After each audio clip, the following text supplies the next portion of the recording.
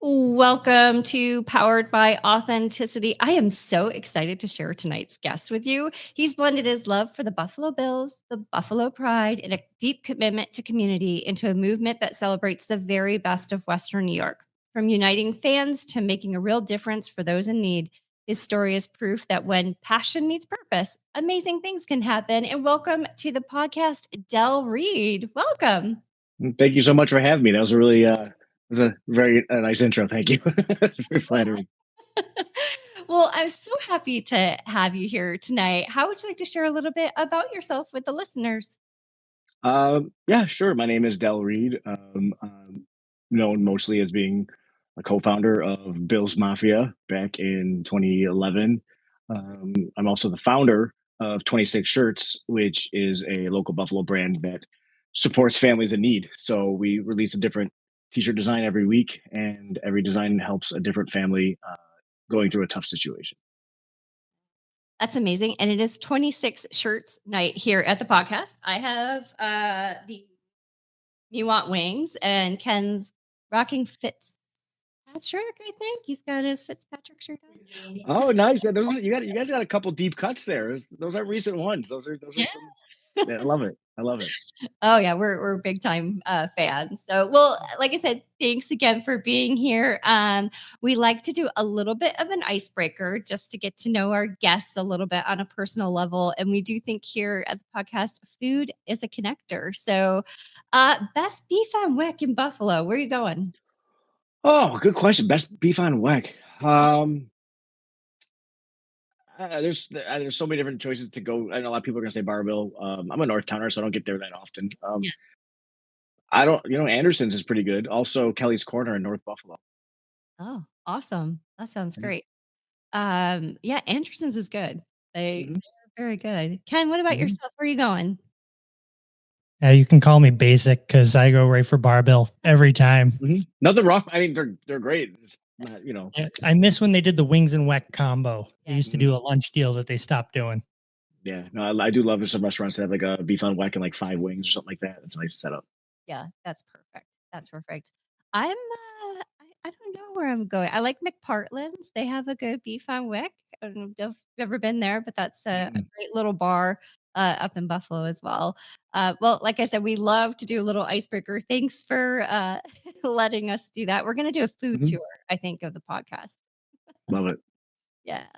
All right, let's talk about 26 shirts. Can you share a little bit about how it got started, kind of the mission and just the company overall? Yeah, so I started 26 Shirts in 2013, a couple years after the whole Bills Mafia thing had taken off. I We were constantly getting asked, "Hey, can you share this? Can you retweet this fundraiser? Can you post this?" Yeah. And after a couple years of just doing all the different things with Bills Mafia, I just became really intimately familiar with the need out there in the community, just among different families and everything. And obviously, we all know there's people going through tough times and stuff, but like Yeah. hearing specific stories constantly really starts to like wear on you a little bit, like in a good way. It like motivates you. And One specific story stuck out to me. A gentleman, Bills fan named Scott, told me about his daughter who had a condition called retinoblastoma, and I was just really moved. And I said, "Yeah, well, I'm happy to share, your fundraiser." And at the same time, next time we do some kind of like Bills Mafia T-shirt fundraiser thing, I'll give you the money from it. And then was just talking about the situation with some friends of mine at a Monday night Bible study, and just started spitballing like different things that I could do to support these families, and had the idea to do a different T-shirt every 2 weeks for a year. 52 divided by 2 is 26. That's where the name comes from, and we've done over 1,000 shirts at this point. So 26 shirts is kind of that name doesn't mean anything. We do it every week now, a couple times a week and stuff. But the whole goal of this is people love repping Buffalo. They love repping its teams. They love repping its food. You got the "Me Want Wings" shirt right there as proof. Um, and so if you're going to do that, let's do it in a way that gives back and helps the community. So the shirts are fun to do, but we would not exist if it was not for our mission, which is to help families in need. Yeah. That's amazing. And I think there's so many people in our community who just need the support, even if Mhm. it's just for a short-term thing. And the fact that organization, and I think Western New York is just such an amazing giving community. And then you tie in some, Bill's swag to it, you're launching something special. Yeah, no, absolutely. We're called the city of good neighbors for a reason. A lot of people, if you live here, you're not a transplant. Most people that live here were born here, and so there's a deep connection to everyone around us. Because if you don't know somebody, you know somebody who knows that person, Yeah. and I think that's a big part of where that giving spirit comes from. Yeah, I do as well, and it's so amazing to see when the city comes together like that and Mhm, just rallies. I recently spoke with, the guys at Circle the Wagons Foundation as mhm, well, and there are, I think there's so many folks out there that just have such great big hearts, and mhm. I love to see how we're all coming together to share those messages and to support those in need in Western New York. Yeah, yeah. I've just become familiar with them in the past month or two, and we're gonna be doing a little bit of work with them on a golf tournament they're doing. I think it was next month or soon. So, yeah, but yeah, there's everybody has giving hearts and Yeah, giving spirit here, and I read somewhere once, I don't know if it's true or not, that we have more nonprofits per capita than anywhere else in the country and for our region because yeah. we're a giving community. Yeah, I can believe that, and it's great from a organizational perspective, but you personally, like, how much does that mean just to every day wake up realizing how much you've been able to give to the community? It's not me. It's not just me. Like I want to say first and foremost, I Yeah, always joke around that 26 shirts, uh, even Bill's Mafia. It's not the Del Reed show. It is you know in terms of 26 shirts, especially like I have a great team. nice. My wife, I have a great wife who pushes me to do to go above and beyond. Maybe what my lazy self would want to do sometimes. She's amazing. But great team. We have a great community. I hate even saying customers 'cause I think of them as partners in what we do. People who will sometimes buy a shirt not because they like the design as much as they really wanted to help. Yeah, And so really 26 shirts is something that the entire community can be proud of. And but in terms of like how I feel about all that, yeah, it's a blessing to be able to get up and go to work every day and not feel like it's work, yeah, just some days it does. I'm not gonna lie. There's a lot of days it feels like work, but you're doing what you're called to do, so it's a much different, vibe to it. yeah.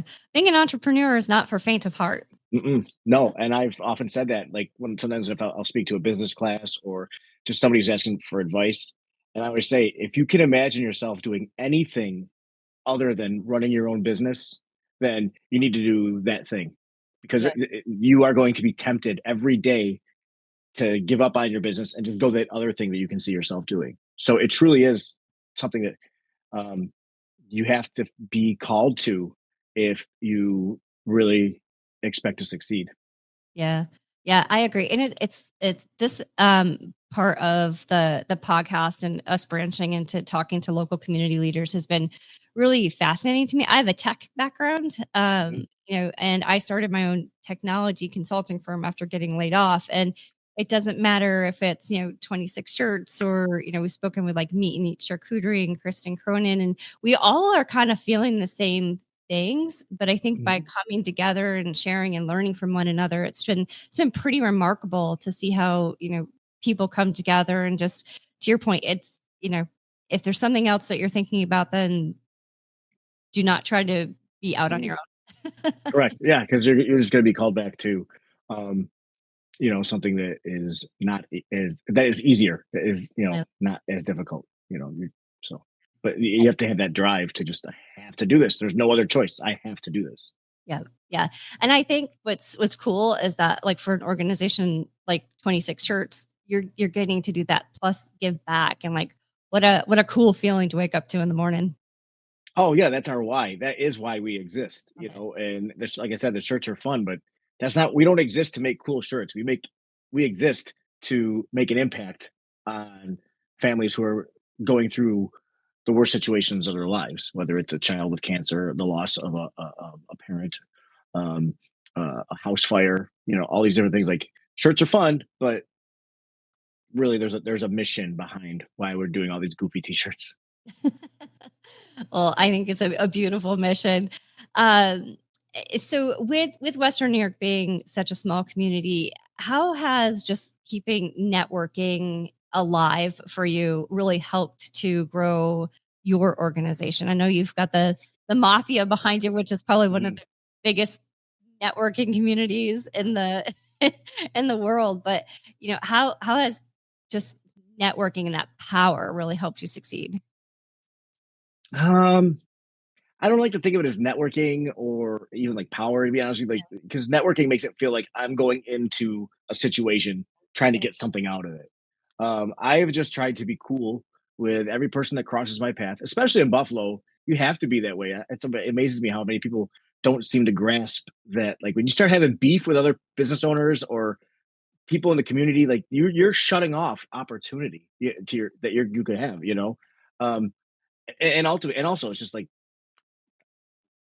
I like having beef. I like being cool with people. So like, but really, this has been a really cool opportunity the past like 13, 14 years since Bill's Mafia took off. That I've gotten to meet so many people I would never have met. Yeah. Just and going out there and putting yourself out there. And people often say like, "Oh, it's all who you know." Well, yeah. So go out and start getting to know people. Introduce yourself to people, right?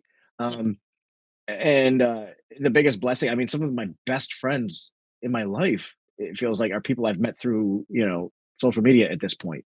Um, so it's really, if you go at it like trying to get something out of it, this is probably true in any situation in life. But if you go into something, what can I get out of this? You might get what you're looking for, but you're missing out on all these other things you never would have expected.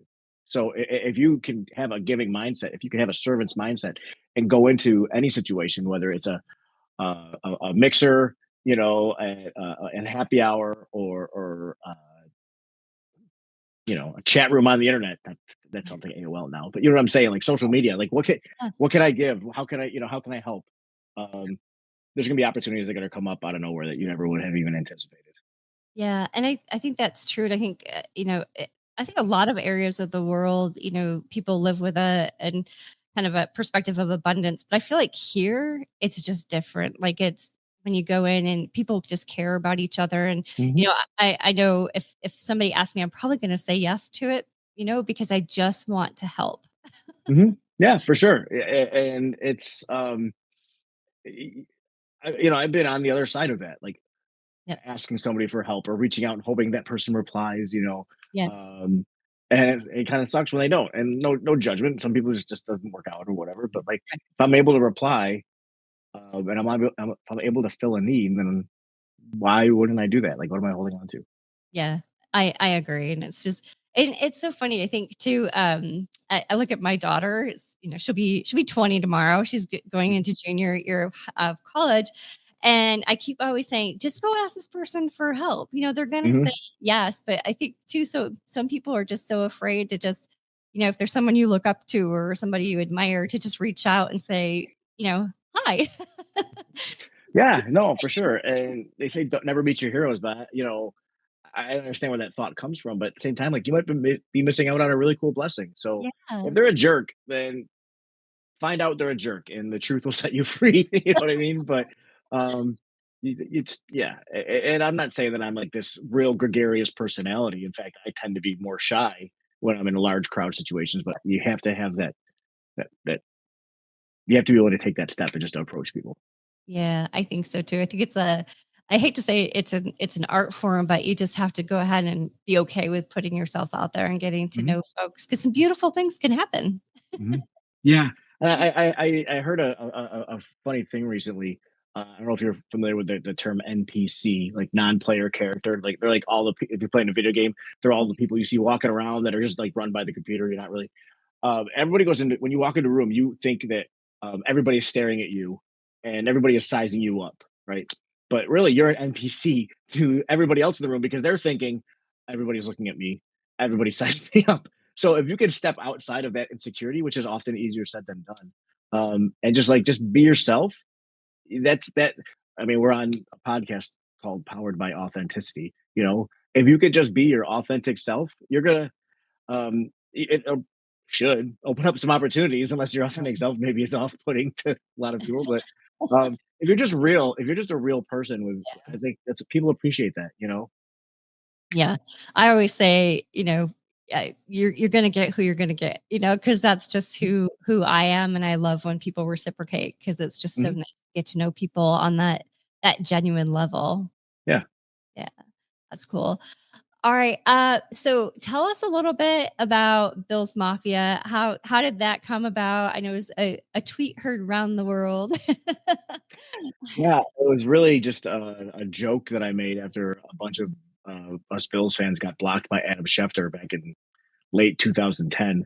Yeah, And I just described us as the Bills Mafia. It's tongue in cheek because, my opinion, we weren't being like super nasty or vile or anything like that. And it felt like a little bit of an overreaction. And so I just coined that phrase, like not planning to ever use it again, just a one time tweet. And then people thought it was funny, apparently, and other fans started using it, and then eventually players started using it, and then the media adopted it, and then in 2020, the Bills themselves adopted it as the name of the fan base. yeah. That's so awesome. And it's just I love how they've tied it into, like, the Hallmark Christmas movie at this point now too. Yeah, it's truly been tied into everything. It's like, Uh, so I remember somebody asked me at one point, like a couple years into the Bills Mafia thing, like, what's your goal with this? Because I was kind of like helping curate this community and doing, we were doing tailgate fundraisers and stuff like that. And so I don't know, it'd be really cool if like it eventually became the name of the fan base instead of 12th man, which is used by everybody. right, yeah. Um, and it's kind of weird it actually happened. So yeah, it's crazy. It's still surreal to be at the stadium and hear somebody on the PA say, "Bills Mafia, get on your feet," or something like that. It's just it's crazy. So it's funny how that just using that changed kind of your trajectory of where you were headed in life. Yeah, I thought I was going to work in a cube for 30 years at Roswell Park in the IT department and then retire and like move to Florida or something. But apparently, God had other plans. Be careful what you tweet; it might change your life. That's right. Yeah, we worked together at Roswell Park. Mhm, I was there around the same time. So, mhm. it definitely is different being out on your own than reporting to a cube every day. Yeah, yeah, absolutely. There's pros and cons, right? Pros and cons, but the pros on the entrepreneur side are so much bigger than the pros in the 9 to 5 workplace if you feel called to do entrepreneurship. Yeah, yeah, absolutely. Well, I know one of the other pretty cool things that happened for you is that you gave the commencement speech at Buffalo State University. I happened to watch that. That was incredible. What did that mean for you? Yeah, it was really special, and I was joking that morning because I actually, after my first year at Buff State back in the early '90s, I was actually academically dismissed, and so I didn't. I started college at 17. I don't think I really had quite an understanding of what was required of a college student with responsibilities, but ended up getting academic clemency and um, graduated magna cum laude and everything. So that was cool. But definitely came off to a rocky start. But so, anyways, yeah, to be able to do that was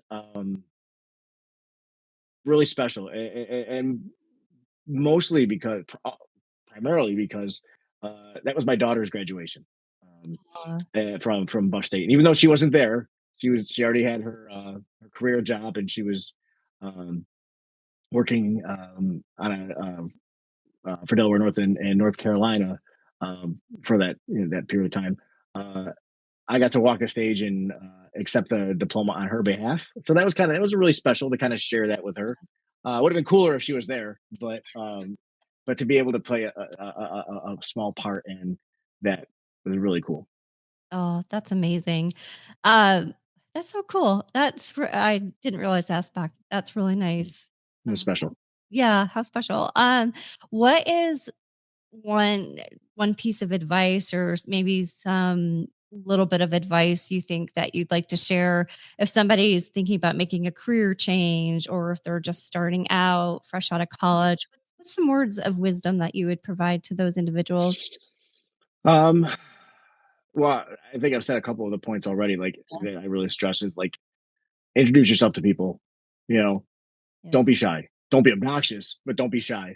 Um, and get to know people and just learn from people. It's amazing how many people are willing to share wisdom and knowledge with you for the price of a cup of coffee. Like, hey, can I take you out to coffee sometime? I just love to pick your brain and just love to, you know, in the case of like somebody who's younger in their career, like I'm still trying to get my sea legs and feels like you've done some really cool things. I would just love to hear about that. How did you get to where you are now? And if you were in my position, maybe what are some things that you would recommend that I do?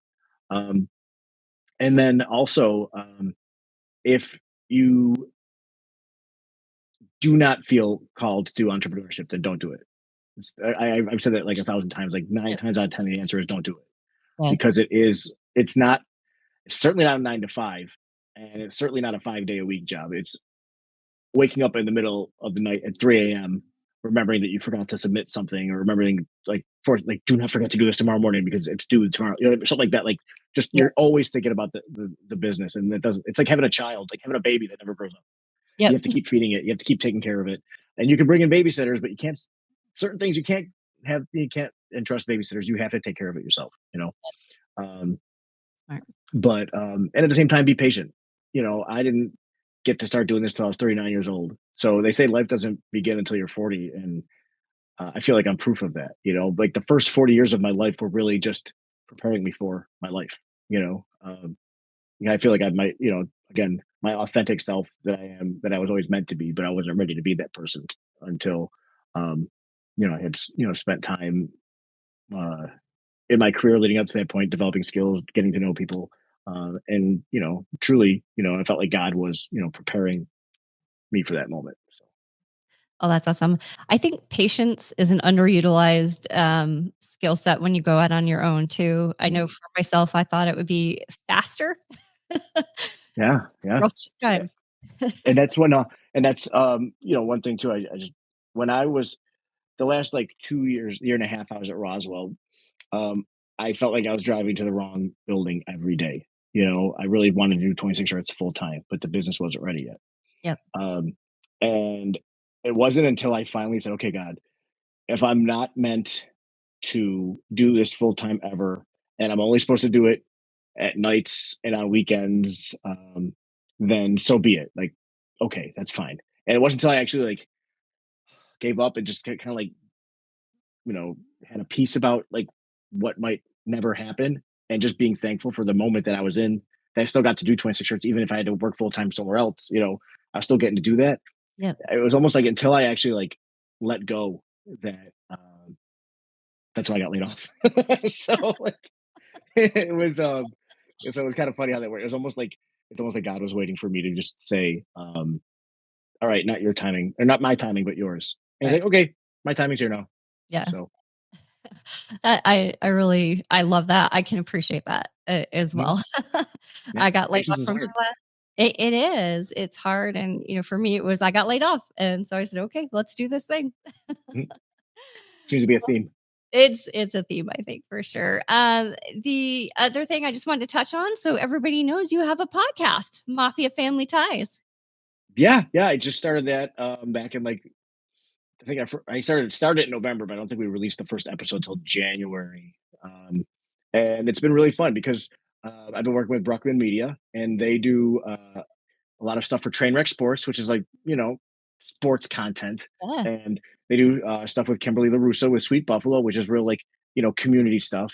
Yep. And so what Mafia Family Ties is kind of like a mix of both. So I'm doing interviews with fellow fans, really, and just uh, asking like what their experience is as a fan. Not do you think the Bills are going to win on Sunday, Right. but the whole culture that surrounds the football team. As fans, because probably 5 to 10% of Bills Mafia, is what goes on the field, Mhm. and so much of it is the community that surrounds the team. So it's been really fun to just explore that and get to know different fans, and what they're known for, and their perspectives and their memories. That's awesome. That's great. Yeah, I saw the last one with Teresa. Hmm. Yep. Yeah, Great. She's sweet. yeah, she's awesome. That Yeah. T is fantastic. I've known her for a long time, so it's nice to get her on there. Oh, that's awesome. That's great. All right. Well, we like to ask. So we're a global platform. So we're in just over 50 countries. I think we're just shy of 60 at this point. What's one thing you want the world to know about 26 Shirts and Bills Mafia from your perspective? Um, the business part of me says, well, if you don't like this week's design, just come back next week. Hopefully, we'll have one you like. Every week, it's a different family that we're supporting. But kind of what I said before was just like it's not the Del Reid show. It truly is. My team. It's the community that surrounds our operation, and just I'm super grateful to play the role that I play. I don't take it for granted, and I'm just very thankful that people choose to wear our shirts and to support our causes. Well, I can say here at the podcast, we're large consumers. And how about one thing about yourself?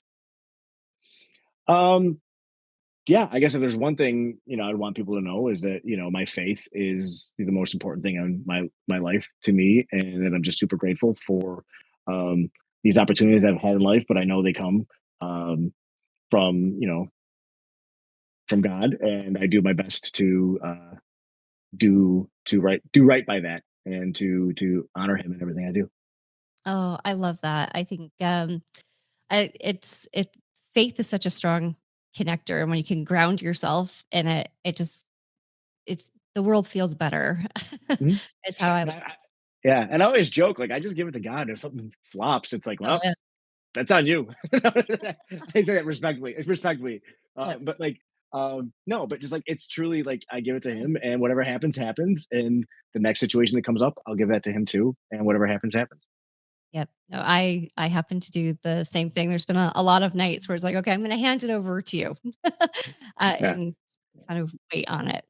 So yeah. My biggest fault is that I hand it over and then I take it back, so I have to keep handing it over. I'm constantly giving it back. All right, give it back to you. All right, give it back, but I can't take it back.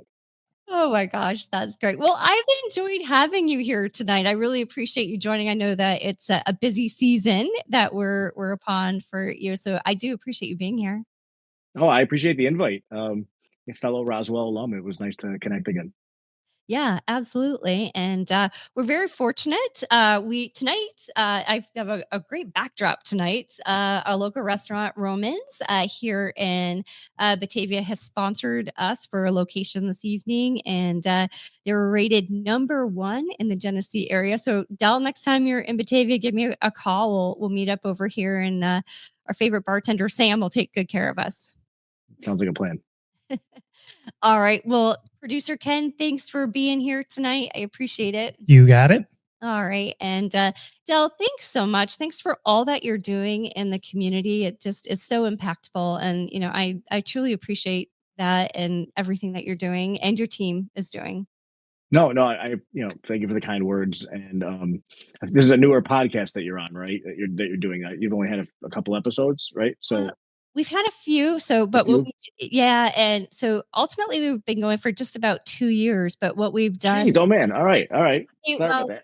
no, no, no, no. We just regrouped, and we've started to focus on our community. Mm, And so that's only 6 or 7 series. awesome. So All right. you're right; it's still newer. But boy, people love hearing about our community. It's been amazing. Yeah. Well, we have a pretty cool community, so it's an awesome place to live and raise a family. So we like to hear about that. But anyways, my whole point in asking that was like I just want to say like continued, best wishes and everything on this endeavor because I know it's a grind, and just keep up the good work. It is. Thank you, and thank you for being here. And to all of our subscribers, thank you. If you're new here, thanks for finding us. And Del, thank you so much again for being a guest tonight. Thank you. All right, see ya. Bye. And we want to say thank you to Romans here in Batavia, New York, for being our location sponsor this evening. Romans was recently rated the #1 restaurant in the Glow region, along with our number one rated bartender, Sam. We're not surprised. Romans has been a friend of the podcast and a friend of my consulting firm for quite a while now, since the start. And while post-production meetings typically do occur up at that bar, including producer Ken, making sure he's got a solid old-fashioned provided by Sam. But we're very happy to also record our podcast this evening on location. Romans, thank you so much for providing our spot and for being a great host this evening. Thank you.